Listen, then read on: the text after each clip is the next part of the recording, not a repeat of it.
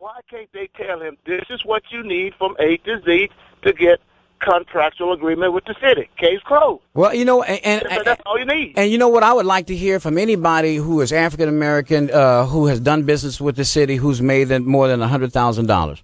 I would like to hear from anybody who's done that. I know there's been a couple, but every time that has been the case, they've made headlines in the local newspaper. So for the life of me, even when you get to the point where you're making at least $100,000 on goods and services or products that you're providing for the city, you make headlines, as in the case of Miss Pam Butte, unfairly. So when Miss Williams called up and said, you know, what has Soul Food Academy, what has the city invested? I don't know what the heck this lady is talking about. Because to me, you know, if you want to call me, first of all, call me and be respectful, because I'm going to be respectful to you. And second of all, know what you're talking about. And if you're going to ask me a question, I'm going to give you an answer. And for the life of me, Soul Food Academy has no connection to the city, and not one penny has ever come from anybody from the city councilman and thereof, not now and not even in the future. And I have never gone to them and asked them for any business, period. So thank you for your call, Brother Allman.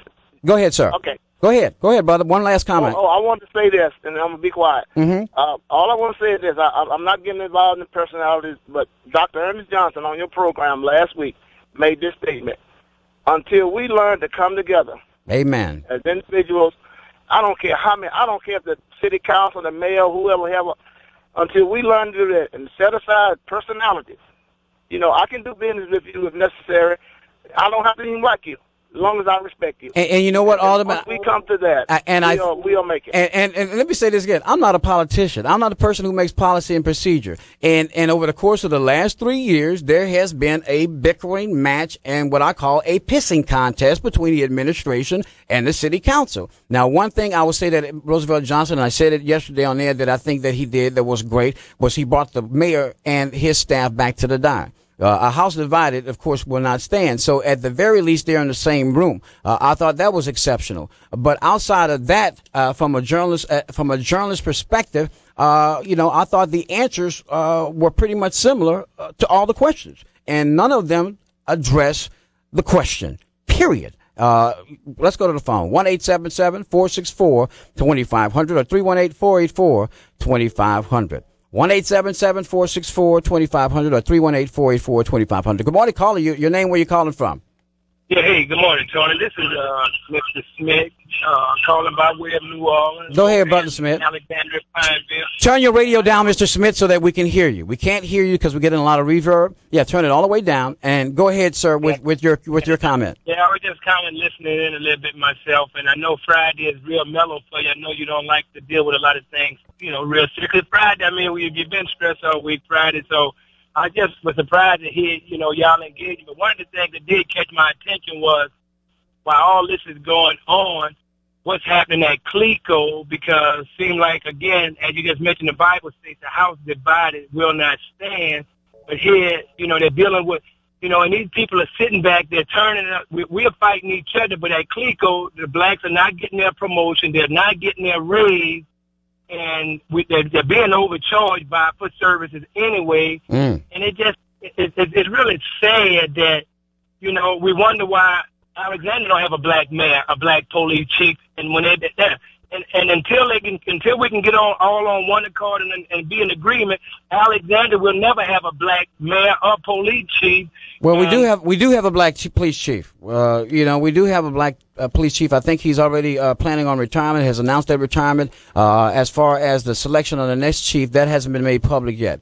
And I'll say this in reference to the Clico and the 12 plaintiffs who have brought a class action lawsuit against them for racial discrimination, being denied promotions, and the like. We plan on having Mr. Larry English, the attorney representing these plaintiffs, on the show on Monday or Tuesday. So we've already gotten calls into him. We have actually the suit in its entirety was hand delivered to us 2 days ago. So we will address that issue early next week. I want to thank you for your call. Okay. And you're doing a good job, Tony. Keep up the good work. God bless you, brother. 1-877-464-2500 or 318-484-2500. I need to keep going with this, folks, because I'm going to allow y'all to call in for the next 30 minutes. Good morning, caller. Your name, where you calling in? Jose, I'm calling from Natchitoches. I think the problem is that we have too many Negroes want to run the city. Okay. What's your name again, sir? Jose. Jose? Correct. I can't hear you, Jose. You say we have too many. Did you say Negroes? Yes, sir, that's correct. You know, as you can tell, if you ride around the city, many Caucasian people are moving out of the city. The city is going to get bogged in Alexandria because, you know, you have so many black African-American people that want to run hold the on. city. Well, first of all, let me cut you off for a minute. You said your name was Jose? Okay, that's correct. What is your name? What is your name, sir? Okay. What is your name? First of all, let me tell you, whatever your name is, the term Negro is outdated, and we don't use that anymore. And it's quite frankly, it is offensive to African Americans. So if you want to call our show, you can address us as African Americans. You can address us as black, but certainly, sir, do not address us as Negroes. That's outdated. That's a thing of the past. For your information, is he still there? Good morning, sir. You there? Let me go to the next call.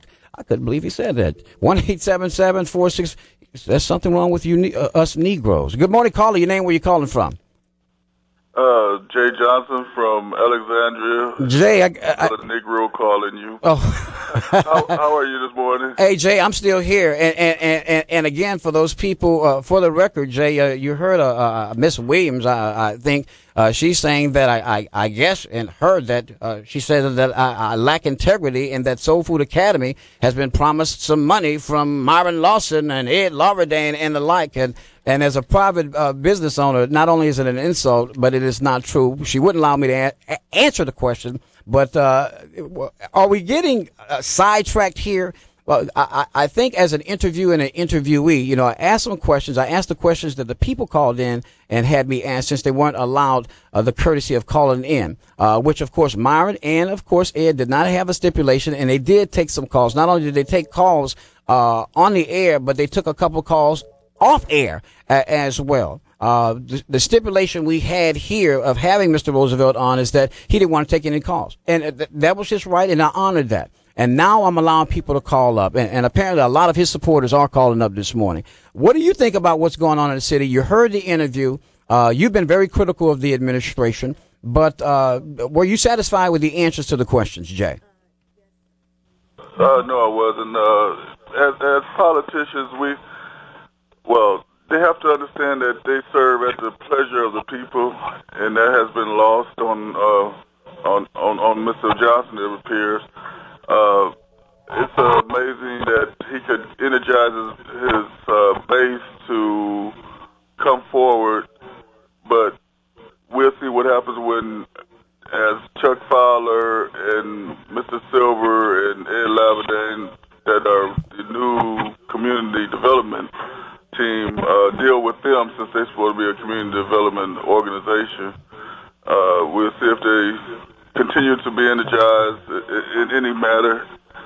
So, but that was ridiculous. If you are a politician, you have to answer to the people. You know, democracy is all about what the people do, not what the government does.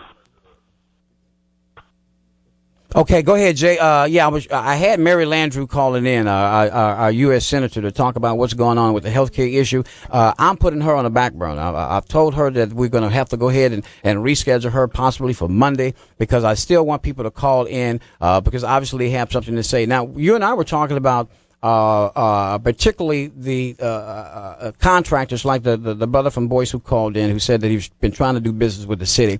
He's not the only one that's complaining about not having the ability to do business with the city, and he thinks that there's unsurmountable obstacles that are in their way that make it financially unfeasible for him to meet the criteria and the standards that the city has set, particularly if you're a mom and pop business. Are you in agreement with that? Do you think there's too many obstacles in place for, let's say, a contractor to try to be able to get a slither of the pie? Because the same people who've been getting these contracts, whether they are professional service agreements, whether they're attorneys, and you've complained about a large amount of spending that is going out of the city, and a majority of those people do not look like you and me.